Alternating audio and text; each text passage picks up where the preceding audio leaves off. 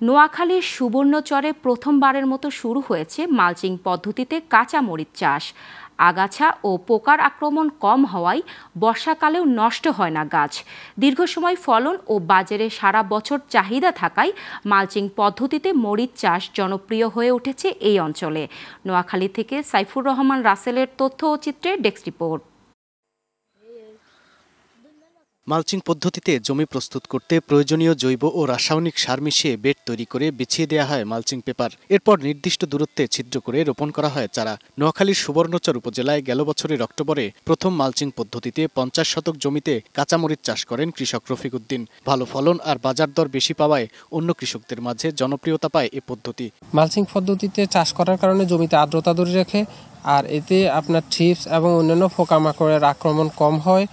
আর এটার পাশাপাশি মালচিংয়ে দেওয়ার কারণে আগাছা কম হয়। প্রথমে 2-2.5 মণ করে আইতো মরিচ প্রথম অবস্থায়, এরপরে ধরো 4 মণ 5 মণ, এখন 6 মণেরও বেশি আসে।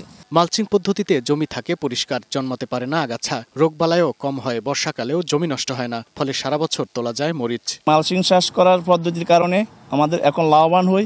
আমরা 1 একর মরিচে 4-5 লক্ষ টাকা আমাদের এখন ব্যবসা হয়। এই যে মাল্টি পলিথিনে এরা যে চাষ করছে এটা দেখি এখন আমার করার ইচ্ছে হয়েছে। এদিকে কৃষকদের মালচিং পদ্ধতিতে কাঁচামরিচ চাষে উদ্বুদ্ধ ও প্রয়োজনীয় পরামর্শ দিচ্ছে কৃষি বিভাগ।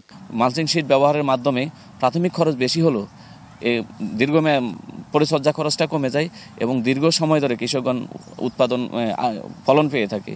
এর মাধ্যমে কৃষকগণ অনেক বেশি লাভবান হয়। কৃষক রফিকের দেখা দেখি এখন পর্যন্ত 12 জন কৃষক প্রায় 5 হেক্টর জমিতে মালচিং পদ্ধতিতে কাঁচামরিচ চাষ করছেন। এতে ঘুচে যাচ্ছে তাদের অভাব, নতুনভাবে বাঁচার স্বপ্ন দেখছে কৃষকরা। Global television news desk.